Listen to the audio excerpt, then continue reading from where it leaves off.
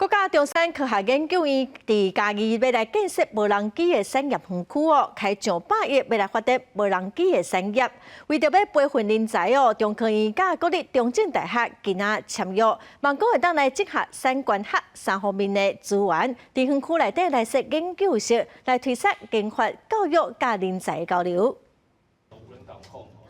中正大学无人机的研究计划团队向中科院的院长分享目前无人机方面的研究。计划主持人表示，目前研究的方向也是以国防安全为主，所以除了无人机的控制甲 AI 人工智能的结合，嘛要来提升无人机的效能甲强度。那当初最主要的就是咧国防应用嘛，哈，因为在那个定义的它可以飞得比较远哈，那也比较在制空能力比较长嘛，哈，制空的时间比较长。 伫嘉义县面向要成立无人机园区的国家中山科学研究院，甲国立中正大学以无人机甲人工智慧做目标，要为研发教育甲人才培养来合作。初三即天正式来签署合作备忘录。在整个无人机产业，我们除了提供有很多的这些学生之外，我们在资通讯、在智慧控制影像，甚至法规甚至整个社会人权的议题方面，都会提供很多的这个协助。产业园区就坐落在嘉义县的民雄乡，